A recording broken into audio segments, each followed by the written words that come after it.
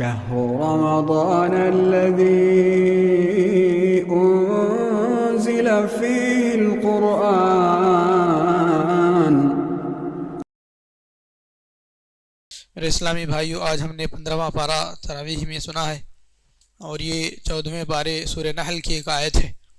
اللہ تبارک و تعالی فرماتے ہیں کہ بے شک اللہ تبارک و تعالی حکم دیتا ہے عدل کا، احسان کا اور رشتہ داروں کو دینے کا، اور منع کرتا ہے بے حیائی سے، برائی سے اور ظلم سے۔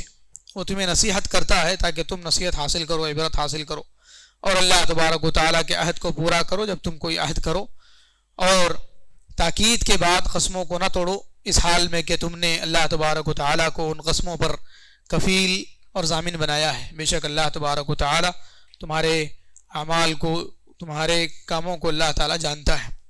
سورہ نحل کی آیت ہے۔ سورہ نحل میں اللہ تبارک و تعالیٰ نے شہد کی مکھی اور اس کے سلسلے میں جو کچھ کہ وہ محنت کرتی ہے اس کو اللہ تبارک و تعالیٰ نے بیان کیا ہے، اور اللہ تعالیٰ نے یہ کہا ہے کہ جو ہے جانوروں میں تمہارے لیے عبرت ہے کہ کیسے ہم ان کے پیٹوں سے گوبر اور خون کی نالی کے درمیان سے ہم جو ہے تمہیں خالص دودھ سے سیراب کرتے ہیں۔ پھر اس کے بعد اللہ تبارک و تعالیٰ نے کہا کہ ہم نے شہد کی مکھی کو سمجھ بوجھ دے رکھی ہے کہ جو ہے وہ پہاڑوں پر اور اونچی جگہوں پر، اونچی عمارتوں پر اپنے چھتے بنائے، اور پھر اس کے بعد سارے ہی پھلوں میں سے کھائے اور اللہ تبارک و تعالیٰ کے راستوں میں چلے، اور پھر ان یعنی کہ رس سے وہ شہد کو جمع کرے، اور اس کے ذریعے سے جو شہد نکلتا ہے اللہ تبارک و تعالیٰ نے فرمایا کہ یہ شہد سب سے بہت سارے بیماریوں کے لیے علاج ہے۔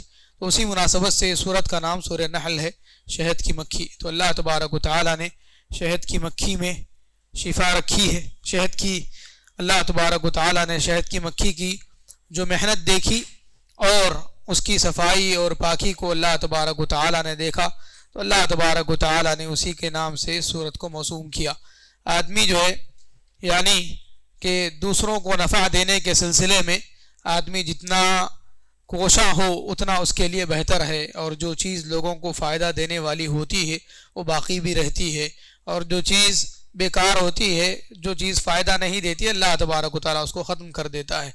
تو شہد کی مکھی عام طور پر گرچہ کہ اتنی ساری محنت کرتی ہے لیکن اس کے ذریعے سے فائدہ لوگ اٹھاتے ہیں، اور اس کی یعنی اللہ تبارک و تعالیٰ نے اس کو یہ وحی کر رکھی ہے۔ وحی سے مراد یعنی کہ اس کو اللہ تعالیٰ نے یہ سمجھ بوجھ دے رکھی ہے کہ وہ لوگوں کے لیے کارآمد بنے۔ تو ایک انسان کو بھی چاہیے کہ وہ اس سورت کو تلاوت کرے اور اس سورت میں اس کا واقعہ پڑھے تو خود بھی نافع بنے۔ اللہ کے نبی صلی اللہ علیہ وسلم نے فرمایا خیر الناس انفعہم للناس، کہ لوگوں میں سب سے بہترین آدمی وہ ہے جو لوگوں کو سب سے زیادہ نفع دینے والا ہو، فائدہ پہنچانے والا ہو۔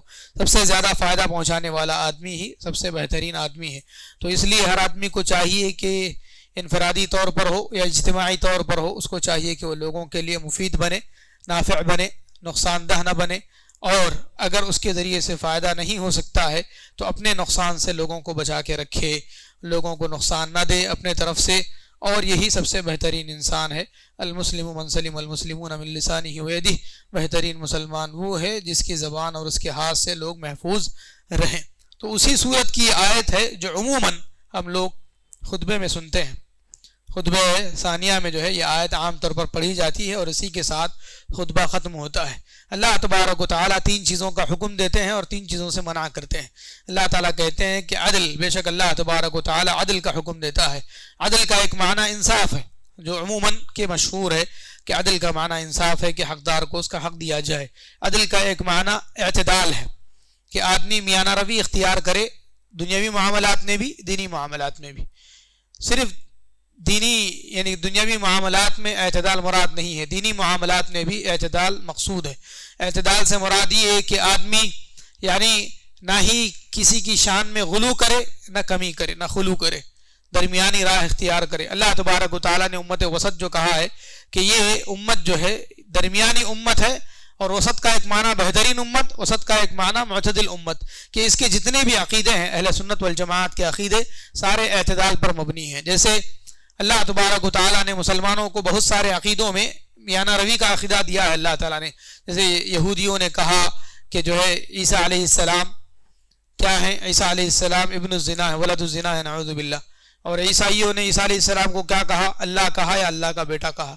تو انہوں نے کمی کی اور انہوں نے زیادتی کی. اللہ تبارک و تعالیٰ نے مسلمانوں کو ہدایت دی اور نہ انہوں نے ان کو ولد الزنا کہا اور نہ ہی انہوں نے اللہ کا بیٹا کہا، بلکہ کہا کہ وہ سب سے پاک ہیں اور اللہ تبارک و تعالیٰ کے کلمہ کن سے اور اس کی جانب سے پھونکی گئی روح سے پیدا ہوئے ہیں، بہت ہی نیک اور پاک ہیں، حلال کے ہیں، وہ سچے ہیں. ان کی والدہ بھی سچی تھی، لیکن ہم ان کو اللہ کا بیٹا نہیں مانتے ہیں بلکہ اللہ کا ایک سچا رسول اور نبی مانتے ہیں جو کہ معجزاتی طور پر اللہ تبارک و تعالیٰ کے حکم سے پیدا ہوئی ہے. تو ایسے اللہ تبارک و تعالیٰ نے ہر چیز میں ہدایت دی. وقالت الیہود عزیر ابن اللہ وقالت النصارى المسیح ابن اللہ.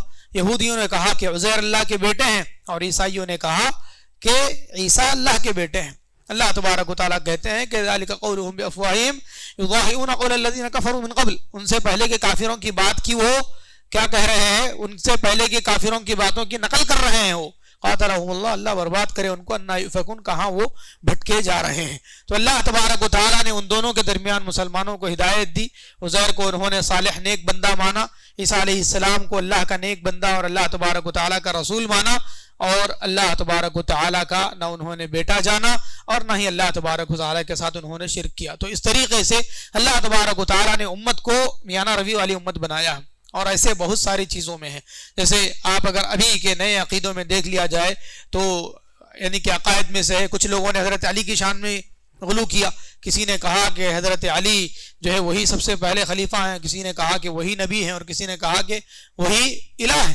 اور اس میں اللہ تبارک و تعالیٰ نے اہل سنت والجماعت کو جو ہے ہدایت دی. انہوں نے کہا کہ حضرت علی چوتھے خلیفہ ہیں اور یعنی کہ نیک اور سب سے فضیلت والے صحابہ کرام میں سے ہیں، نہ وہ نبی ہیں اور نہ ہی وہ یعنی کہ نبی کے برابر کے ہیں، وہ ایک صحابی ہیں اور اللہ تبارک و تعالیٰ نے انہیں صحابہ میں سے یعنی کہ خلیفہ ہونے کا اور اسی طریقے سے فضیلت والے 4 صحابہ کرام میں ہونے کا اللہ تعالیٰ نے ان کو شرف بخشا ہے. تو یہ میانہ روی ہے اور ایسا ساری چیزوں میں ہے. عقیدے میں آپ دیکھتے جائیں گے تو یعنی کہ اسماء اللہ کے ناموں کے بارے میں، اللہ کی صفات کے بارے میں، اللہ تبارک و تعالیٰ کی توحید کے بارے میں، تقدیر کے بارے میں، اللہ تبارک و تعالیٰ کی تقدیر کے بارے میں، سارے لوگوں میں یعنی کہ بہت سارے فرقے برباد ہوئے. کسی نے جو ہے غلو کیا اور کسی نے جو ہے نیچے گرا دیا. خود اللہ کے نبی صلی اللہ علیہ وسلم کی شان میں کسی نے کہا کہ نبی صلی اللہ علیہ وسلم اور اللہ دونوں ایک ہیں، اور کسی نے کہا کہ نبی صلی اللہ علیہ وسلم جو ہے خود مختار ہیں. تو یہ ایک قسم کا غلو ہے. اور کسی نے کہا کہ جو ہے وہ لوگ جن لوگوں نے اللہ کے نبی صلی اللہ علیہ وسلم کو نہیں جانا، نہیں مانا، اور انہوں نے کہا کہ اللہ کے نبی صلی اللہ علیہ وسلم جو ہے یعنی نبوت کا انہوں نے انکار کیا. تو ایک طرف خلو اور ایک طرف غلو. درمیان میں اللہ تبارک و تعالیٰ نے اہل سنت والجماعت کو ہدایت دی. انہوں نے کہا کہ اللہ کے نبی صلی اللہ علیہ وسلم اولاد آدم کے سردار ہیں، انبیاء کے امام ہیں. یہ سب کے باوجود اللہ کے نبی صلی اللہ علیہ وسلم بشر ہیں. نبی صلی اللہ علیہ وسلم اللہ تبارک و تعالیٰ سے الگ ہیں. اللہ تبارک و تعالیٰ نے آپ کو پورے اختیارات نہیں دیے ہیں جیسا کہ لوگ کہتے ہیں کہ خود مختار ہیں. تو یہ ایک معنی ہے عدل کا کہ عدل اعتدال سے، عدل انصاف سے، کہ آدمی انصاف کرے اور دین میں بھی وہ میانہ روی اختیار کرے. اور احسان ہے اس کے بعد اللہ تعالیٰ ایک عدل کا حکم دیتے ہیں کہ لوگوں کے درمیان انصاف کیا جائے، انصاف سے کام لیا جائے، برابر برابر. یعنی عدل کا ایک معنی برابر اور انصاف ہے، اور ایک معنی ہے اعتدال. دوسرا ہے احسان. احسان کا ایک معنی ہے احسان کرنا، کہ آدمی جو ہے لوگوں پر احسان کرے، لوگوں کے اوپر رحم و کرم کرے. ایک دوسرا ہے احسان کا معنی وہ یہ ہے کہ نیکی کرنا، نیکی کے کام کرنا. اس کو بھی یعنی کہ قرآن میں احسان کہا گیا ہے. ایک تیسرا احسان کی تعریف ہے وہ یہ کہ عبادت اس طریقے سے کی جائے کہ اللہ تعالیٰ دیکھ رہا ہے یا ہم اللہ تبارک و تعالیٰ کو دیکھ رہے ہیں. تو اس کو بھی حدیث میں احسان کہا گیا. اور احسان یہاں اس آیت میں کیا مراد ہے کہ آدمی حقدار کو اس کے حق سے زیادہ دے. یعنی کسی کو آپ نے مزدوری پر بات کی، 1000 روپے پر بات کی، اور جب باری آئی اس کی مزدوری، اس کی اجرت دینے کی، تو اس وقت آپ نے اس کو 1100 روپے دیے، 1200 روپے دیے. اس کو بولتے ہیں احسان. عدل یہ ہے کہ آپ 1000 پر اتفاق کیے تھے، 1000 دیں، اور احسان یہ ہے کہ آپ 1000 سے بڑھ کر کے دیں. تو اللہ تبارک و تعالیٰ دونوں کا حکم دیتا ہے. عدل سے معاشرے میں، انصاف سے لوگوں کے معاملات درست رہتے ہیں، سیدھے رہتے ہیں. اور احسان سے صرف معاملات درست اور سیدھے نہیں رہتے ہیں بلکہ اس کی وجہ سے محبت بڑھ جاتی ہے، الفت و یگانت میں اضافہ ہو جاتا ہے اور معاشرہ بہت خوشگوار ہو جاتا ہے اور لوگوں کے درمیان ایک دوسرے کے ساتھ ہمدردی کے جذبے زیادہ ہو جاتے ہیں احسان کی وجہ سے۔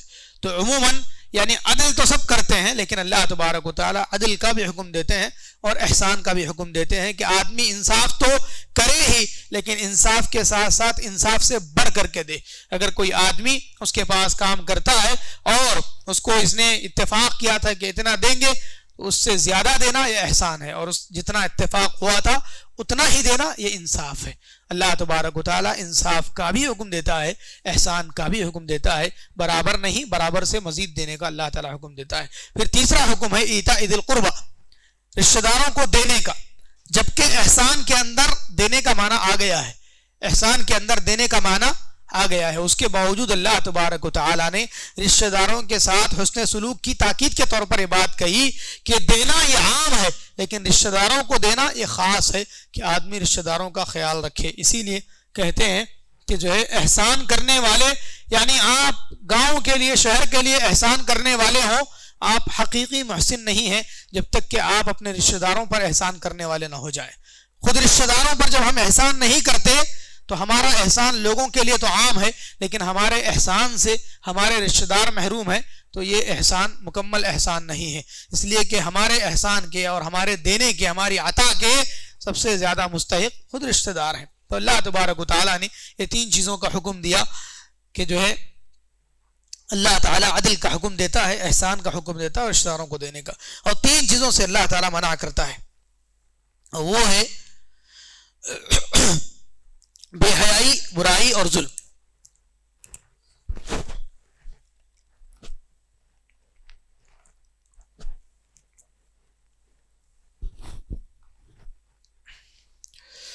بے حیائی اللہ تبارک و تعالیٰ نے بے حیائی کے سلسلے میں قرآن مجید میں کئی جگہوں پر ذکر کیا ہے۔ بے حیائی ہر وہ چیز جو آدمی کے شرم کے خلاف ہو، شرم کے خلاف کے امور، مروت کے خلاف کے امور، ان چیزوں سے اللہ تبارک و تعالی نے منع کیا ہے۔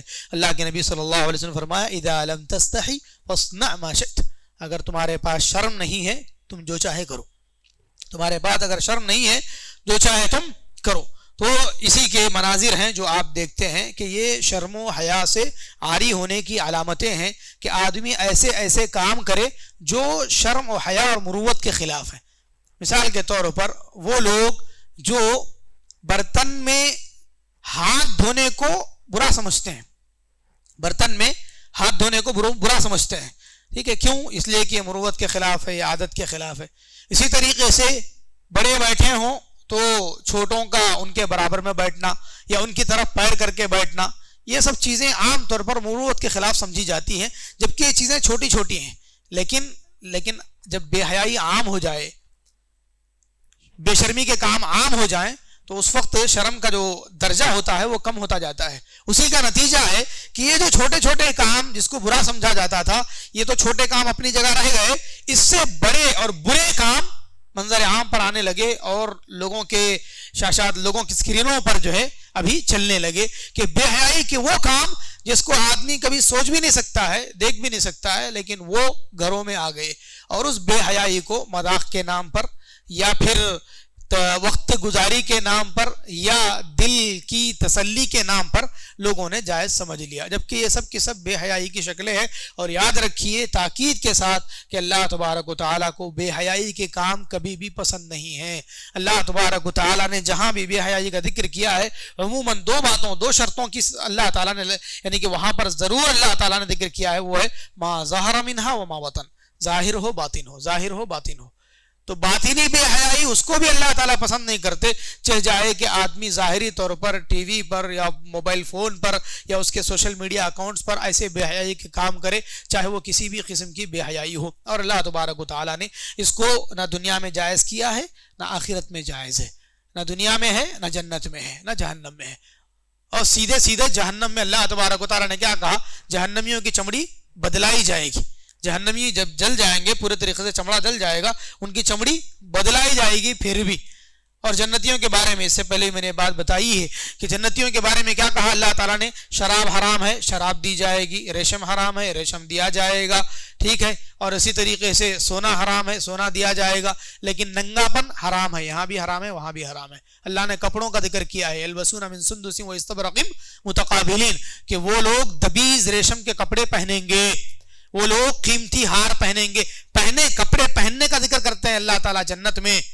اللہ تبارک و تعالیٰ بے حیائی کا ذکر کہیں نہیں کرتے، انک لا تجوع فیہا ولا تعری، کہ جنت وہ ہوگی جس میں آپ نہ بھوکے ہوں گے نہ ننگے ہوں گے۔ اور شیطان نے جو سب سے پہلی برائی اور سب سے بڑا جو کام کارنامہ انجام دیا وہ کیا تھا؟ آدم کو اس نے کھلایا، کھلانا صرف کھلانا مقصود تھا نہیں، بلکہ ان کی ستر پوشی کو جو ہے وہ ظاہر کرنا وہ جو ہے مقصد تھا، اسی لیے وہ کھائے تو کپڑے اتر گئے اور اس کو انہوں نے برا سمجھا اور اس پر ان کو ندامت ہوئی، اور سب سے پہلی ندامت اسی گناہ پر ہوئی کہ ان کے کپڑے اتر گئے اور انہوں نے اپنے آپ کو کس سے؟ جنت کے درختوں کے پتوں سے ڈھانپا۔ تو یہ فطرت ہے، چھوٹے بچوں کو بھی اگر آپ ایسا کریں گے کہ بے حیائی اور مروت کے خلاف کا کام ہوگا، چھوٹے بچے بھی اس چیز کو برداشت نہیں کر سکتے ہیں، نہیں برداشت کرتے ہیں چھوٹے بچے۔ اگر ان کو آپ جو ہے پینٹ پہن کر کے آئے، پینٹ ان کی کھینچ دیجیے، روئیں گے بچے۔ اور اللہ کے نبی صلی اللہ علیہ وسلم کے بارے میں آیا ہے کہ جب خانہ کعبہ کی تعمیر ہو رہی تھی، پتھر ڈھو رہے تھے اللہ کے نبی صلی اللہ علیہ وسلم اپنے کندھے پر، ابھی نبی نہیں ہوئے تھے، بچے تھے، پتھر ڈھو رہے تھے، تو آپ کے چچا حضرت عباس آئے، آ کر کے جو ہے اللہ کے نبی صلی اللہ علیہ وسلم کے تہبند کا کپڑا نکالا اور نکال کر کے اس کو کندھے پر رکھ کے کہا کہ اب پتھر اس کے اوپر رکھو تاکہ تمہارے کندھے کو تکلیف نہ ہو۔ نبی صلی اللہ علیہ وسلم بے ہوش ہو گئے۔ پھر اس کے بعد جیسے ہی یعنی کہ ہوش آیا، اللہ کے نبی صلی اللہ علیہ وسلم نے اپنا تہبند باندھ لیا۔ تو اللہ تعالیٰ نے غیبی طور پر بھی آپ کی حفاظت کی ہے بے حیائی کے کاموں سے، اور کبھی انبیاء سے اور انبیاء کے گھرانے والوں سے کسی سے بھی ایسے بے حیائی کا کام کا اظہار نہیں ہوا ہے۔ لیکن افسوس ہوتا ہے کہ دیندار گھرانے کے لوگ بھی آج یا تو بے حیائی کو دیکھنا پسند کر لیتے ہیں، یا پھر ان کے گھر والے خود بے حیائی کا کام کرتے ہیں، بے حیائی کا کام کرتے ہیں، چاہے وہ بے پردگی ہو یا کامیڈی کے نام پہ، انٹرٹینمنٹ کے نام پہ، وقت گزاری کے نام پہ جو کچھ ریلز بنانا ہو، شارٹس بنانا ہو، جو کچھ بھی ہو، اگر بے حیائی کے الفاظ استعمال ہو رہے ہیں اور آپ اس کو سن کر کے خاموش رہ رہے ہیں تو سمجھ لیجئے کہ بے غیرت دیوس کے حکم میں آ گئے۔ دیوس کس کو کہتے ہیں؟ جو اپنے گھر والوں کی بے حیائی کو دیکھ کر خاموشی اختیار کر لے، بے حیائی اس کے سامنے ہو رہی ہو اور اس کے اوپر خاموش ہو، چاہے اس کی بیوی ہو، چاہے اس کی بیٹی ہو یا بہن ہو، بے پردہ نکلتی ہو، بے حیائی کے باتیں کرتی ہو، بے حیائی کے کام کرتی ہو، یہ سارے کاموں کو دیکھ کر انجان مارنے والے کو عربی میں دیوس کہتے ہیں، بے غیرت کہا جاتا ہے اس کو۔ اور یہ بے غیرتی جو ہے نا، یہ بندروں کو، جانوروں کے اندر بھی موجود نہیں ہے۔ بے حیائی یہ جانور بھی پسند نہیں کرتے ہیں، یعنی کہ بے غیرتی یہ جو ہے نا، جانور بھی بے غیرت نہیں ہوتے ہیں، جانوروں کے پاس بھی غیرت ہوتی ہے۔ غیرت نام کی ایک چیز ہوتی ہے جس کو باقاعدہ اس کو اٹھا کر کے رکھتے ہیں غیرت کو۔ یہی وجہ ہے کہ ایک جو ہے کیا کہتے ہیں، آپ دیکھ لیجئے، کتے جو ہے نا گلی میں ہوتے ہیں، کتے پھر دوسرے ایک گلی کا کتا دوسرے گلی میں آ جائے تو کیا کہتا ہے کہ میرا ایریا ہے، اس ایریا میں تم کو آنے کا حق نہیں ہے۔ اسی طریقے سے بندر، اور اگر یہ مشہور کتاب ہے ایک، ٹھیک ہے، غیرت کے بارے میں، تو اس میں وہ ذکر کرتے ہیں ابن قیم رحمہ اللہ غالباً کہ جو ہے بندروں نے ایک بندر کو بندریا کو پتھروں سے مار مار کر کے ہلاک کیا تھا۔ کیوں ہلاک کیا تھا؟ اس لیے کہ اس نے زنا کیا تھا۔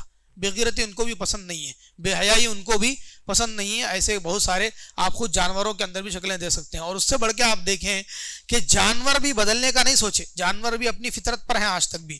کوئی جانور کتا آ کے کبھی نہیں بولا کہ میں کتی بننا چاہتا ہوں، اور کتی آ کے کبھی نہیں بولی کہ میں کتا بننا چاہ رہی، بولے کبھی؟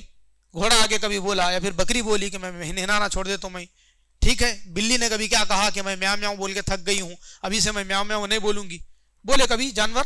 نہیں بولے۔ جانور اپنی فطرت پر ہیں، جانور سارے کے سارے اپنی فطرت پر ہیں۔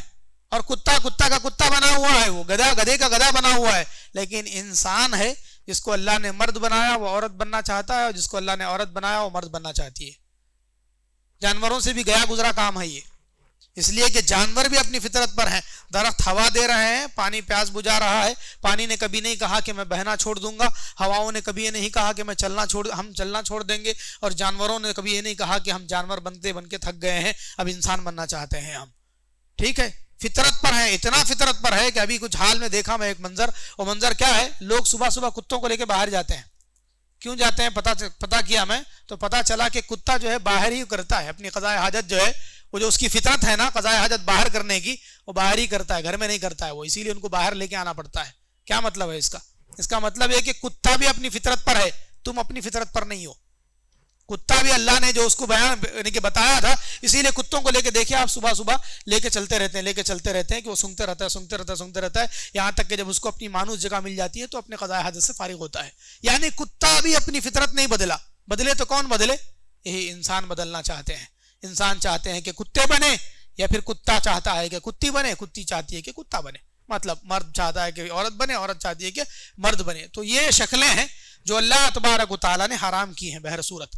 سورہ نساء میں اس چیز کا ذکر ہو چکا ہے، یعنی کہ گیا ہے، آیت گئی ہے کہ شیطان کہتا ہے کہ وَلَآتِيَنَّهُم مِّن بَيْنِ أَيْدِيهِم، میں ان کے پاس ضرور آؤں گا، وَلَآمُرَنَّهُمْ فَلَيُغَيِّرُنَّ خَلْقَ اللَّهِ، میں ان کو حکم دوں گا، پھر وہ اللہ کی تخلیق کو بدل ڈالیں گے، اللہ کی تخلیق کو کیا کریں گے؟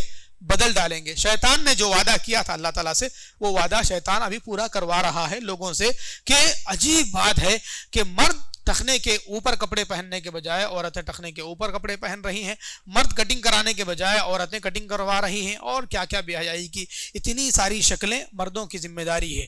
اور ہم کہہ رہے ہیں کہ مردوں کی ذمہ داری ہے، اور جو مخنث ہیں یا مردوں میں شامل نہیں ہے ان کی کوئی ذمہ داری نہیں ہے، لیکن جو اپنے آپ کو مرد سمجھتے ہیں ان کی ذمہ داری ہے کہ وہ اپنے گھر کی عورتوں کے بے حیائی کے سلسلے میں، ان کی حیا کے سلسلے میں وہ ذمہ دار ہیں کہ ان کے کپڑے، ان کا رہن سہن، ان کی چال ڈھال، یہ یاد رکھیے کہ یہ قید نہیں ہے، یہ زبردستی نہیں ہے، ہرگز بھی زبردستی نہیں ہے۔ کون کہتا ہے کہ اس کو زبردستی؟ اگر کوئی آدمی آ کر کے کہے کہ چھوٹا بچہ میرا لاڑ کر رہا ہے، وہ چھوٹا بچہ میرا لاڑ کر رہا ہے کہ 5 سال کا ہے، 3 سال کا ہے، وہ لاڑ کر رہا ہے کہ بائک اس کو دلا دوں، بائک دلا کر کے آپ راستے پہ چھوڑ دیں گے کہ وہ جا کر کے مر جائے ایکسیڈنٹ کر کے اس کو، یا پھر مار کر کے اندر بٹھائیں گے کہ تمہاری ابھی عمر نہیں ہے؟ اس کو زبردستی کہا جائے گا، پیار کہا جائے گا، یا پھر اس کو یہ کہا جائے گا کہ آپ ظلم کر رہے ہیں؟ اگر کوئی آ کر کے کہے کہ آپ چھوٹے بچے پہ ظلم کر رہے ہیں اس لیے کہ چھوٹا بچہ پورے پیار سے آپ کو بائک پوچھ رہا ہے اور آپ بائک نہیں دے رہے ہیں، بچے کو گیم کھیلنا ہے، موبائل دے دیے 6 لاکھ کا، کوئی نہ کچھ گیم کھیلا، گیم کھیل کے اڑا دیا پیسے، کیا کہ نہیں کیا؟ اس کے بعد سے فون دیں گے، اس کے بعد سے فون اگر نہیں دیں گے تو اس کو ظلم کہا جائے گا کہ آپ ظلم کر رہے ہیں، کہا جائے گا کہ آپ زبردستی کر رہے ہیں، یا پھر آپ کو کہا جائے گا کہ آپ ہوشیار بن گئے، ٹھوکر کھا لی اور اپنے بچے کو نقصان سے روک رہے ہیں۔ تو جب دنیاوی معاملات میں نہیں کہا جاتا ایسا، تو دینی معاملات میں آدمی کیوں سوچنے لگتا ہے کہ میں زبردست نہیں، تم کو جو چاہے تم کر سکتی ہو، تم کو آزادی حاصل ہے۔ کون سی آزادی؟ آزادی کے بارے میں بات ہو چکی ہے اس سے پہلے، دیش آزاد ہے، ہم بھی آزاد ہیں، ٹھیک ہے، لیکن اللہ تبارک و تعالیٰ نے ہر چیز کا ایک نظام بنایا ہے۔ تو آدمی کو چاہیے کہ یہ جو بے حیائی کی جو بھی شکلیں ہیں اپنے گھر والوں کے بارے میں ہرگز بھی برداشت نہ کرے، اور اس کو برداشت نہ کرنا کوئی غلط کام نہیں ہے، بلکہ آپ کے اپنے لیے بہتر ہے۔ جیسے ہم چھوٹے بچے کے بارے میں آگے کا سوچ کر، اس کی لا علمی کا دیکھ کر کسی چیز سے منع کرتے ہیں، ویسے ہی خواتین کا معاملہ ہے کہ ان کو کئی چیزیں نہیں معلوم ہیں، اس لیے ہم ان کو منع کر رہے ہیں۔ تو بے حیائی بہر صورت حرام ہے، بے حیائی کے کام ہر صورت میں حرام ہیں، چاہے وہ باتوں میں ہو یا کاموں میں ہو یا کپڑوں میں ہو۔ اس کے بعد ہے منکر سے مراد وہ کام جس کو شریعت نے ناپسند کیا، وہ کام جس کو شریعت نے ناجائز قرار دیا، وہ سب کا سب منکر ہے، اللہ تبارک و تعالیٰ اس سے روکتا ہے۔ اور بغی کا معنی ہوتا ہے ظلم، اللہ تبارک و تعالیٰ نے ظلم کو حرام کیا ہے، اور اللہ کے نبی صلی اللہ علیہ وسلم نے فرمایا کہ الظلم ظلمات یوم القیامہ، کہ ظلم قیامت کے دن تاریکیاں بن کر کے آئے گا، الظلم ظلمات یوم القیامہ، کہ ظلم قیامت کے دن تاریکی بن کر کے آئے گا۔ وہ جس وقت کے لوگوں کو روشنی کی ضرورت ہوگی اس وقت یہ ظلم ان کے لیے تاریکی بن جائے گا۔ تو یہ آیت ہے، اور یہی آیت کو عام طور پر خطبوں میں پڑھا جاتا ہے کہ یعظکم لعلکم تذکرون، کہ اللہ تعالیٰ تمہیں نصیحت کرتا ہے تاکہ تم عبرت پکڑو۔ اس کے بعد اللہ تبارک و تعالیٰ نے ان جانوروں کا ذکر کیا جو جانور حرام ہیں، جس کا ذکر کہ سورہ بقرہ میں ہو چکا ہے۔ پھر اللہ تعالیٰ نے ابراہیم علیہ السلام کے بارے میں بتایا کہ ابراہیم علیہ السلام جو ہے بہت ہی نیک تھے، پاک تھے، مشرکوں میں سے نہیں تھے، اپنے اللہ کی نعمتوں کے شکر گزار تھے۔ اللہ نے ان کو صراط مستقیم کی طرف ہدایت دی تھی، دنیا میں بھی بھلائی دی تھی، آخرت میں بھی وہ نیکوکاروں میں سے ہوں گے۔ پھر ہم نے آپ کی طرف وحی کیا اے نبی کہ آپ ملت ابراہیم کی پیروی کیجئے، جو کہ بہت یکسو تھے، مشرکوں میں سے نہیں تھے۔ اللہ تبارک و تعالیٰ نے اس کے بعد دعوت کے طریقوں کو ذکر کیا کہ اللہ تعالیٰ کے راستے کی طرف دعوت کیسے دی جائے گی، حکمت کے ذریعے سے، اچھی نصیحت کے ذریعے سے، اور جب ضرورت پڑے گی تو جدال کے ذریعے، مناظرے کے ذریعے سے، اس طریقے سے جو طریقہ مناظرے کا سب سے بہترین ہو۔ اللہ تعالیٰ فرماتے ہیں کہ بے شک آپ کا رب جانتا ہے کہ کون اس کے راستے سے بھٹکا ہوا ہے اور وہ ہدایت والوں کو بھی جانتا ہے. تو یہ 3 طریقے ہیں. بلکہ ابن تیمیہ رحمہ اللہ فرماتے ہیں کہ دعوت کے اصل 2 ہی طریقے ہیں. ایک ہے حکمت، کہ آدمی حکمت کے ساتھ دعوت دے، حالات کا تقاضا جیسے ہو ویسے دعوت دے. یعنی کہیں اگر ترغیب کی ضرورت ہے تو ترغیب کا استعمال کرے لوگوں کو رغبت دلانے کا، اور کہیں ترغیب کی ضرورت ہو لوگوں کو ڈرانے، وعید کی حدیثیں، وعید کی آیتیں، عذاب کی آیتیں سنانے کی ضرورت ہو تو وہاں پر ان حدیثوں کو، ان آیتوں کو بیان کرے. ترغیب و ترہیب اور حکمت کا تقاضا. جیسے مثال کے طور پر کچھ لوگ ہیں جہاں پر 2 قسم کی برائیاں ہیں، چھوٹی قسم کی برائیاں ہیں، بڑی قسم کی برائیاں ہیں، تو آدمی پہلے بڑی قسم کی برائی کے اوپر توجہ دے. اور اسی طریقے سے یہ بھی دیکھے، حکمت میں یہ بھی شامل ہے کہ وہ آدمی جو ہے دیکھے کہ جو ہے ابھی برائی سے روکنا بہتر ہے، اس کے بدلے میں دوسری کہیں برائی اگر آ جائے گی تو اس صورت میں برائی سے نہیں روکیں گے، خاموشی بہتر ہے. اور اگر برائی سے روکنے کی وجہ سے اسی کے برابر کی برائی آ جائے گی تب بھی روکنے سے نہیں روکنا بہتر ہے. برائی سے روکیں گے تو برائی چلی جائے گی، اس کے بدلے میں اچھائی آئے گی، تو روکنا جب واجب ہے اس وقت جو ہے واجب ہے. لیکن اگر برائی کے بدلے میں اس سے بڑی برائی آئے گی تو برائی سے نہیں روکا جائے گا، اسی کو برداشت کر لیں بہتر ہے.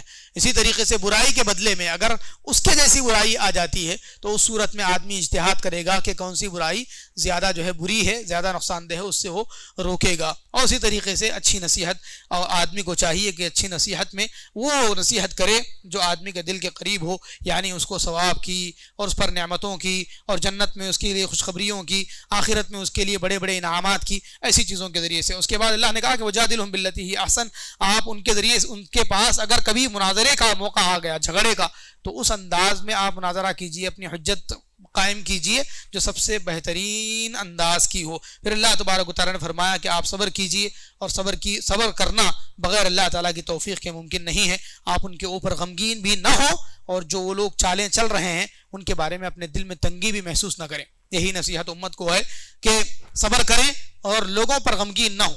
اللہ تبارک و تعالیٰ نے کہا کہ وَلَا يَحْزُنْكَ الَّذِينَ يُسَارِعُونَ فِي الْكُفْرِ إِنَّهُمْ لَن يَضُرُّوا اللَّهَ شَيْئًا. وہ لوگ جو کفر میں جلد بازی کرتے ہوئے جا رہے ہیں، جلد بازی کرتے ہوئے چلے جا رہے ہیں کفر میں، وہ لوگ آپ کو غمگین نہ کریں. إِنَّهُمْ لَن يَضُرُّوا اللَّهَ شَيْئًا، بے شک وہ اللہ کو کچھ بھی نقصان نہیں پہنچا سکتے. تو آج اگر ظاہری طور پر بس ایسے ہی اگر کفر کی طرف لوگوں کے جانے کو آپ دیکھ رہے ہیں، اس سے غمگین نہ ہو. یہ اللہ تعالیٰ کو نقصان پہنچانے والی چیز نہیں ہے.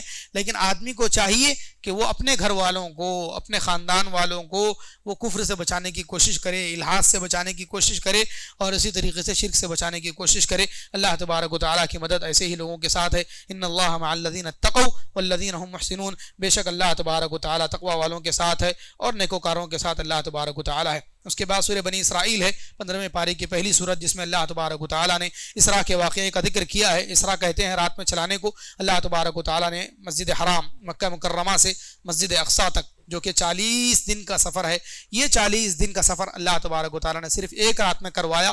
اسی لیے یہ معجزہ ہوا، اسی لیے اللہ کی نشانی ہوئی. اللہ نے مسجد اقصیٰ کے سلسلے میں یہ کہا ہے کہ مسجد اقصیٰ اس لیے کہا گیا کہ مکہ اور مدینہ 2 مسجدوں سے سب سے کنارے اور دور کی مسجد اقصیٰ ہے. اسی لیے کنارے والی مسجد، دور دراز کی مسجد، اس کو کہا گیا کہ مسجد اقصیٰ تک اللہ تبارک و تعالیٰ نے چلایا، جو کہ 40 دن کا سفر ہے. اللہ تبارک و تعالیٰ نے رات کی کچھ ساعتوں میں، یعنی کہ رات کے کچھ ہی وقت میں اللہ تبارک و تعالیٰ نے یہ سفر طے کروایا. اور اللہ تبارک، یہ اللہ تعالیٰ کا معجزہ ہے، یہ اللہ تعالیٰ کی نشانی ہے جو نبی کو دی گئی. دوسرا یہ کہ اللہ تعالیٰ کہتے ہیں کہ یہ وہ مسجد ہے، یہ وہ زمین ہے جس کے اطراف ہم نے برکتیں دی ہیں.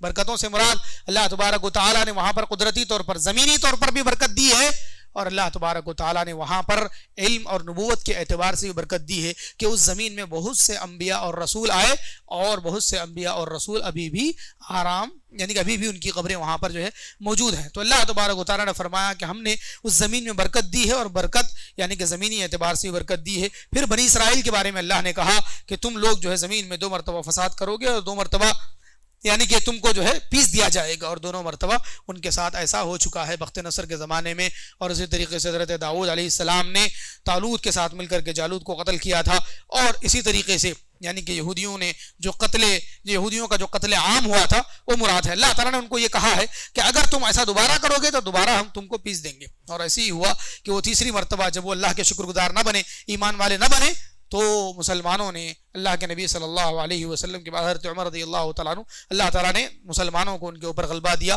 اور حضرت عمر رضی اللہ تعالیٰ عنہ نے بیت المقدس کو جو ہے فتح کیا تھا. اور اسی طریقے سے خود نبی صلی اللہ علیہ وسلم کے زمانے میں یہودیوں کو اللہ تعالیٰ نے ذلت دی تیسری مرتبہ. کیوں؟ اس لیے کہ وہ 2 مرتبہ سدھرے نہیں تھے.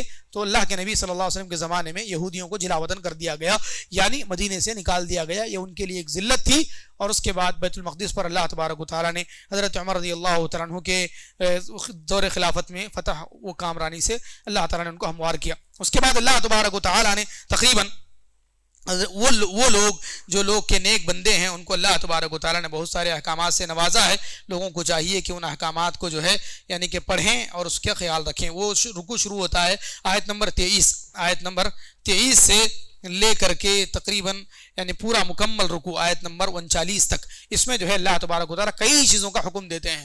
وہ آیتیں آپ کبھی سنتے ہیں کہ جو ہے اللہ تبارک و تعالیٰ نے فیصلہ کیا ہے کہ تم اللہ کے سوا کسی کی عبادت نہ کرو, والدین کے ساتھ حسن سلوک کرو, ان کے لیے دعا کرو, ان کو اف نہ کہو اور ان کے ساتھ اچھی بات کرو, اور نرمی کے پر ان کے سامنے, رحمت کے پر ان کے سامنے بچھا دو, ان کے لیے دعا کرو کہ رب ارحمہما کما ربیانی صغیرا, اور رشتہ داروں کو ان کا حق دو, مسکین کو, مسافروں کو ان کا حق دو, فضول خرچی نہ کرو. فضول خرچی کرنے والے شیطان کے بھائی ہیں اور شیطان اپنے رب کا ناشکرا ہے. اور اللہ تعالیٰ کہتے ہیں کہ جو ہے اگر جو ہے یعنی کہ وہ لوگ جو ہے اپنے ہاتھوں کو روک لیتے ہیں ان کے بارے میں اللہ نے کہا کہ اپنے ہاتھ کو گردن تک باندھ کے بھی مت رکھیے اور پورے طریقے سے کھول بھی مت دیجیے, یعنی خرچ میں میانہ روی اختیار کریں. بے شک اللہ رب العالمین جس کے لیے چاہے رزق کو کشادہ کر دیتا ہے اور جس کے لیے چاہے رزق کو تنگ کر دیتا ہے. اپنی اولاد کو قتل نہ کرو یعنی کہ فقر و فاقے کے ڈر سے. ہم ان کو بھی کھانا دیں گے, تم کو بھی دیں گے. ان کو قتل کرنا بہت بڑا گناہ ہے. زنا کے قریب نہ جاؤ, بے شک وہ بے حیائی کا کام ہے. اور یہاں اہم یہ ہے کہ اللہ نے یہ نہیں کہا کہ زنا مت کرو, بلکہ اللہ نے کہا کہ زنا کے قریب بھی مت جاؤ. زنا کے قریب بھی مت جاؤ سے مراد کیا ہے؟ وہ کام جو زنا کی طرف لے کے چلتے ہیں, جیسے بے پردگی ہے, نامحرم عورت سے خلوت اختیار کرنا ہے, ان سے مصافحہ کرنا ہے, ان سے بات کرنا ہے, اکیلے میں بات ہو, چاہے فون کے ذریعے سے ہو یا مجلس میں ہو. یہ دونوں بھی, یہ سارے کام اس سے جو بھی کام ہیں, جو کام کے سٹیپس مانے جاتے ہیں وہ مراد ہیں کہ زنا کے قریب مت جاؤ, بے شک بے حیائی ہے اور بہت برا راستہ ہے. اور کسی کو ناحق قتل مت کرو, اور جو آدمی قتل کیا جائے گا اللہ تعالیٰ نے اس کا سلطان, اس کو دلیل بنایا ہے اور قیامت کے دن اس کا بدلہ لیا جائے گا. یتیم کے مال کے قریب مت جاؤ اور اپنا وعدہ پورا کرو, بے شک اللہ تبارک و تعالیٰ کے پاس وعدے کے بارے میں پوچھا جائے گا. ناپ تول کو پورا دو, کمی نہ کرو, یہ بہتر بھی ہے اور اس کا انجام بھی اچھا ہے. وہ چیز جس کا علم تمہارے پاس نہیں ہے اس کے پیچھے مت لگو, بے شک کان, آنکھ, دل اس کے بارے میں اللہ تعالیٰ کے پاس پوچھو گی. زمین میں اکڑ کر نہ چلو, نہ تم زمین کو چیر سکتے ہو نہ پہاڑوں تک پہنچ سکتے ہو. یہ سب کا سب اللہ تعالیٰ کے پاس برا ہے اور ناپسندیدہ ہے. یہ وہ چیز ہے جس کی تمہارے رب نے تمہاری طرف حکمت کی باتوں میں سے وحی کی ہے. اللہ کے ساتھ دوسرا کوئی الہ نہ بناؤ, اللہ تبارک و تعالیٰ کے ساتھ کسی کو شریک نہ کرو, ورنہ تم ملامت زدہ دھتکارے ہوئے جہنم میں پھینک دیے جاؤ گے. تو یہ اللہ تبارک اس کی طریقے سے کیا تم نے بچوں کو چھوڑ کر, کیا اللہ تبارک و تعالیٰ تم نے بچوں کو چھوڑ کر یعنی لڑکوں کو چھوڑ کر فرشتوں کو اللہ تبارک و تعالیٰ کی لڑکیوں کی طرف منسوب کر دیا ہے؟ یہ بہت بڑا قول ہے, بہت بڑا یعنی کہ بہتان ہے جو تم نے اللہ تبارک و تعالیٰ پر باندھا ہے. یہ کچھ باتیں ہیں جو اللہ تبارک و تعالیٰ اس میں جو ہے یعنی کہ سورہ بنی اسرائیل میں حکم دیتے ہیں. اللہ تعالیٰ سے دعا ہے کہ اللہ تبارک و تعالیٰ ہمیں ان باتوں پر عمل کی توفیق عطا فرمائے, اور اللہ تبارک و تعالیٰ قرآن کو ہمارے لیے شافع بنائے, اور اللہ تبارک و تعالیٰ قرآن کے حدود و حروف کو قائم کرنے والا بنائے. آمین. وآخر دعوانا الحمد للہ رب العالمین. السلام علیکم ورحمۃ اللہ وبرکاتہ.